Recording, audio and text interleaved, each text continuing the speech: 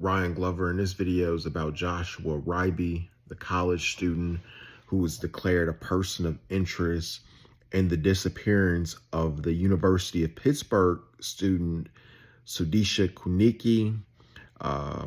He was detained in Puerto Rico after he was cleared to leave the Dominican Republic. Riibe, who has not been charged in Konanki's suspected drowning, got held up at the airport in Puerto Rico on Wednesday because his brand new U.S. passport wasn't properly stamped, not essential reports. The 22-year-old was issued a replacement passport from the U.S. consulate in the D.R. after local law enforcement reportedly refused to give his original passport back. Despite a Dominican judge ruling he was allowed to go free after being subject to police surveillance due to his connection to Konanki, non-central cameras captured Riibe's father, Albert Riibe, in a state of frustration at the airport after he was separated from Joshua. He was seen yelling to Joshua down a hall, "Ask for your lawyer." He also pleaded with reporters to let him and his son be, explaining, "I'm just a dad who had his son taken away. I don't understand. We just spent 2 weeks trying to stay together, and now I don't understand. It's unclear how long Joshua was held."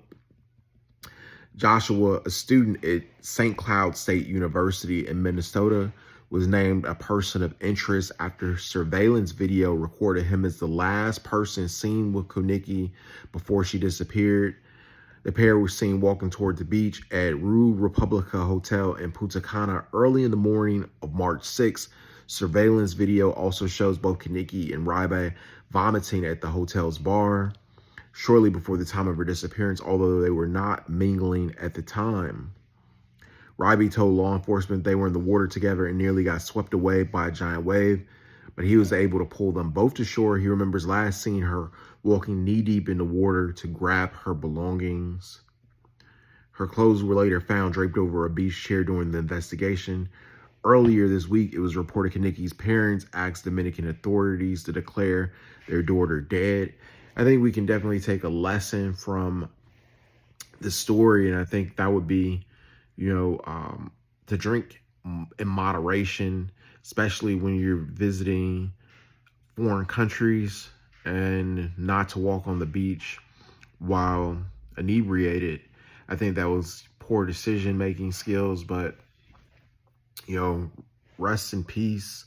And, hopefully, it was no foul play, or Riibe, actually had something to do with the death of Konanki, which is, the reason why, it was a big deal for him to be able to leave the Dominican Republic, or he's probably getting a hard time even in Puerto Rico.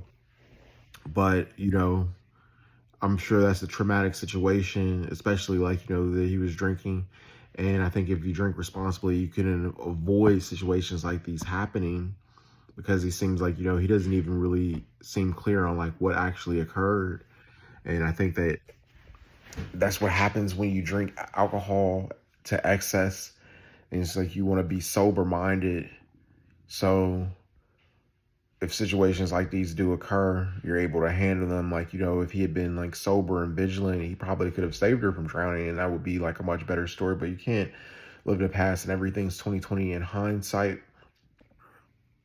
The family of Sudiksha Konanki, the University of Pittsburgh junior who went missing in early March during a spring break trip with friends, believes she died of accidental drowning, according to London County, Virginia law enforcement. The disappearance of Sudiksha Konanki is tragic, and we cannot imagine the grief her family has been feeling, London County Sheriff Michael Chapman said in a statement on Tuesday. Konanki's family, including her parents and 2 younger siblings, live in London County. Sudiksha's family has expressed their belief that she drowned, while a final decision to make such a declaration rests with authorities in the Dominican Republic. We will support the Konanki family in every way possible as we continue to review the evidence and information made available to us in the course of this investigation. The sheriff's director of media relations, Thomas Julia, said in an email to NPR that even if the Dominican authorities acknowledge Konanki's death as an accidental drowning, we believe there are still pieces of this investigation that should be completed as part of ordinary due diligence in a missing persons investigation. Konanki, 20, traveled to Punta Cana with 5 other people earlier this month. 3 days into their trip, Konanki entered a beach area with a group at 4:15 a.m., around which time she disappeared, Dominican National Police said. International authorities have launched a sprawling investigation into the circumstances surrounding Konanki's disappearance. The Dominican Police and London County Sheriff's Department have been working on the investigation and recovery efforts alongside several other U.S. federal authorities, including the U.S. State Department, FBI, Department of Homeland Security, and Drug Enforcement Administration. The University of Pittsburgh, where Konanki was studying biological sciences and chemistry on the pre-med track, also said in a statement last week it was cooperating with the investigation. A Minnesota college student, 22-year-old Joshua Riibe, was named as a person of interest in the case last week. The case has not been treated as a criminal investigation, and Riibe was not a suspect. Riibe obtained an emergency travel document from the U.S. Embassy in the Dominican Republic, and local authorities allowed him to use it to leave the country, the source said.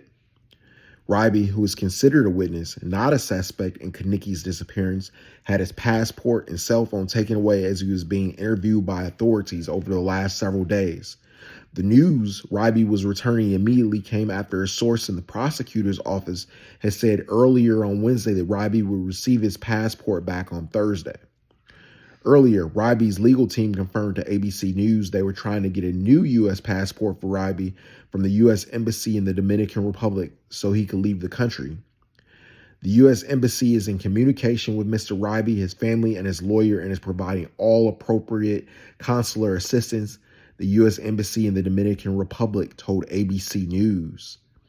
A Dominican judge ruled during a habeas corpus hearing Tuesday that Riibe is free to move without police surveillance around the Dominican Republic because he is only a witness of an accident, not a suspect. But the judge did not give Riibe his passport back because he said it was not in his jurisdiction to hand over the passport. The judge did not specify whose jurisdiction it is to give the passport back. I can't go anywhere and I really want to be able to go home, talk to my family, give them hugs, tell them I miss them, Riibe said in court on Tuesday. I understand I'm here to help, but it's been 10 days and I can't leave. A spokesperson at the State Department said on Wednesday the agency is aware of the situation, takes seriously our commitment to assist U.S. citizens abroad. There is no higher priority than the safety and security of U.S. citizens who are overseas that matters to us, spokesperson Tammy Bruce said. Riibe's case is a situation where I can't discuss certain specifics, but we know that the U.S. Embassy is in communication with him and his family and his lawyer, and we're providing consular assistance as well. Riibe had said in court on Tuesday that he was ready to go home and go back to my life. Authorities have said that they believe Konanki died by drowning in Punta Cana early on March 6, officials told ABC News. Riibe, who met Konanki that night, told prosecutors that the two went swimming and kissed in the ocean. The two were then hit by a wave and pulled into the ocean by the tide, according to a transcript provided to ABC News from 2 Dominican Republican sources.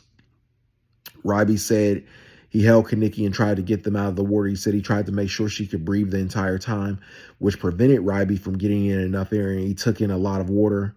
Once they touched the sand, Riibe told prosecutors Konanki got up to her belongings, but she was not out of the water since it was up to her knee and was walking at an ankle in the water. The last time I saw her, I asked her if she was okay, he told prosecutors. I didn't hear a response because I began to vomit with all the water I swallowed. After vomiting, I looked around. I didn't see anything. I thought she had taken her things and left. Riibe said he then passed out on a beach chair, woke up several hours later, and returned to his hotel room. So just an important lesson, I think, in that story is, not to drink and go swimming in the ocean. I think people need to be responsible and drink responsible. And, Riibe has to live with that regret. If he didn't do anything foul, I don't think that has been necessarily ruled out. It could come out later, that he possibly did participate in her unaliving, but, that would be speculation at this point. And, rest in peace to that young girl, Konanki. So let me know in the comments what you think about this story, and if there's other news stories you'd like me to cover. Ryan Glover, make sure you subscribe to my YouTube channel, like, comment.